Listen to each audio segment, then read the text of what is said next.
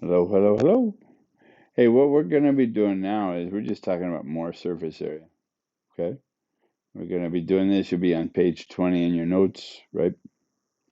You're going to be do your assignment. And then notice we have a quiz, right? On 9B, that coming up. So that same day, you're going to be doing this assignment and you're going to be doing the quiz on 9B, which is composite figures. Okay. All right. So here we go. Okay, so notice the difference. How is this different than what we were doing with the other ones? The other ones were all rectangulars and prisms, and now we're going to have a triangular prism. So notice, and we talked about triangular prisms. If you see, you have these two sides are the same, right? That's what makes it a triangular prism. Okay, so we can call those the base, right? But we have, and those are just right over here. When we draw the net, that's what we draw right there, okay? We also, since we're wrapping, and so every side is 8, right? Every one of these is 8. So that means we have a rectangle, okay? So we're going to go, so that's this. All of these are the 8 wides, right? Okay, so then we just write out our dimensions. So what he said, all of that length is 8. And if we look at our triangle, we could say that this is going to be, this will be our 3. This will be our 4. And this will be our 5. Okay. Now it's important for us to see that because the triangle wraps around it, right? So since the triangle wraps around it, that means this one right here must be 5 also. And then therefore this one must be 3. So what we really have is we have the two triangles. So we need to remember the formulas for triangle is base times height divided by 2. And remember that we're going to have 2 of those triangles, right? And they're going to be identical triangles. So 2, the base times the height divided by 2. And then we're going to add each one of those rectangles. So notice that they're all 8, right? There's one rectangle each. Each one of them has 8 as the length, right? And it's length times width. And if we look, one of them is the 5. One of them is the 4. And one of them is the 3. And then we're just going to add those. 8 by 4 is this piece back here.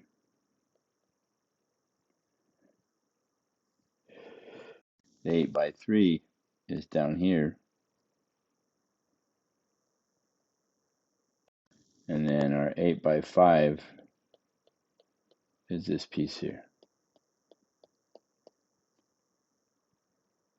Okay, so you don't have to draw the net. Then we got to look at our triangle. Our triangle is a 3 by 4, right? That's our base and height. Okay, so that would mean, what that means is we have the 2 times the base times height divided by 2, and the base and the height are 3 and 4.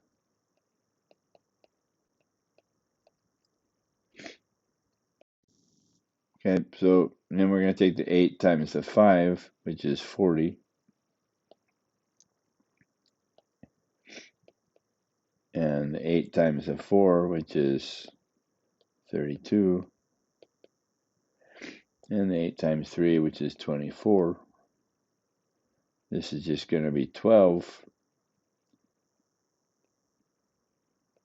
That's 56 plus 40, which is 52, which is 108. This is 108 square units. Okay, that's how you do that. So when you're looking at it, I mean, I added color. If that helps you, add color to yours. Right? The goal here is that you understand how to draw the net out, but really to understand that this is what you're going to wind up with. If you have, this is your setup, right? So if you can remember that on a triangular prism, you're going to have the two triangles, right? You're going to have these two triangles and then three other sides. And those three other sides are going to have the width here and then the dimensions of the triangle. This part here is called the hypotenuse. It does not do anything with your, it doesn't do anything with the area of the triangle. So you have to remember that, but it's an important part of this prism because it's what makes up this side here. All right. All right. Okay, so that's the gist. That's the newness, all right, is that you're doing a triangular prism. So if we look at this, again, we're just going to have the two triangles, and then we're going to have the net, right? If we drew the net out, why don't you try to draw the net out? See if you can draw out the net. But then really all we have is five sides. And if we look, we're going to do the same thing. We basically did length times width 1, length times width 2, length times width 3. And then the triangle, right? Okay. So let's see if you could draw out the net for this. And then we'll just set it up. Okay, so that's what your net would look like, right? You have your two triangles. Yep. Then you're going to have that base piece. Okay. Then you're going to have the back, right? So here's the back.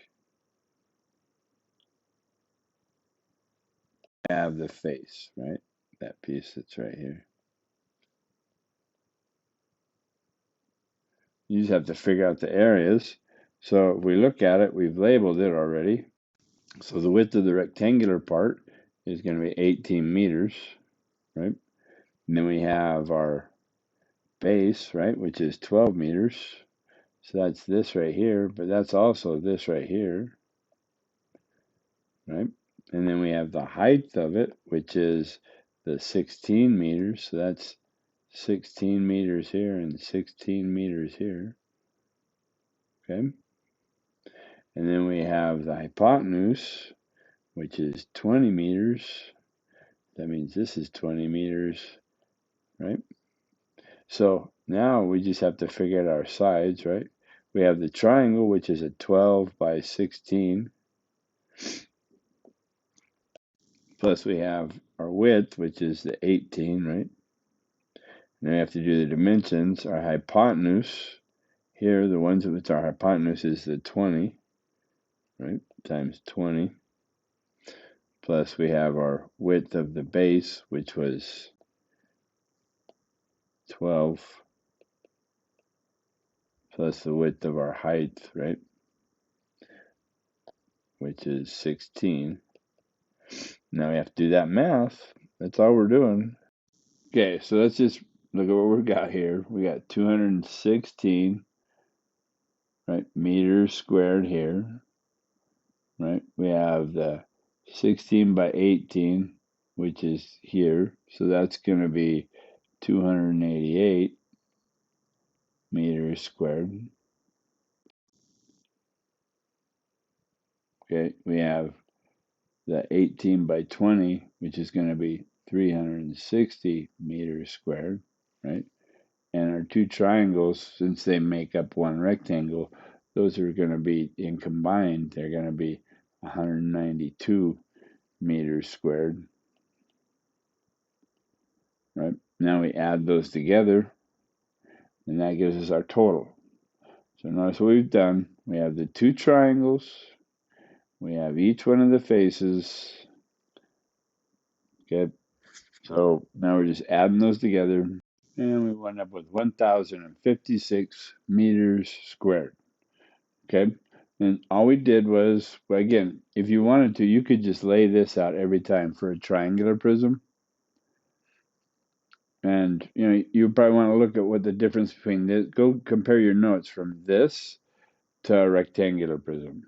So you get the feeling of how they're different and how they're the same, because there's a commonality. When you're drawing the net out, you should be able to see those commonalities a little bit better. Okay, so with this, what we're going to do now is we want to go up and look and see, well, how does this compare into the next shape that we're going to be talking about, which is a pyramid. Now, just look at it really quickly and ask yourself, how is this the same and how is it different than what we just did? Ask yourself, think about it, write down some things, some notes to yourself. How is it the same? How is it different? Okay, so hit pause, write that down. How are they the same? How are they different? And what do you think we're going to do with this?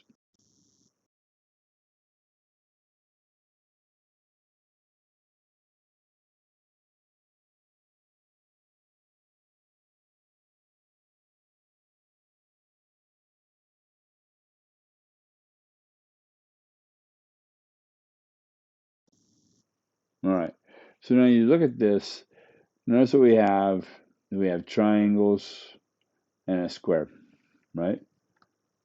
So all the sides are 9 and all the heights are 7.8.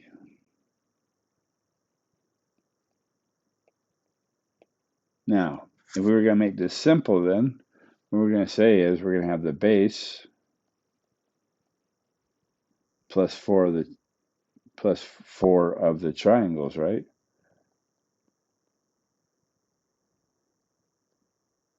And that's going to be base times height divided by 2. Now notice we're talking about this being the base. That's the area of the base, okay?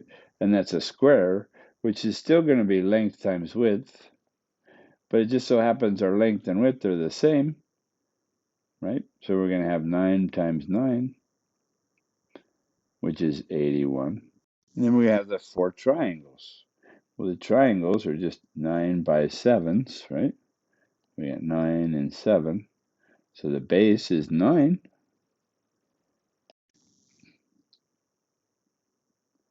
Okay, so we have 4 of those. The base is 9, the height is 7.8. We're going to divide that by 2.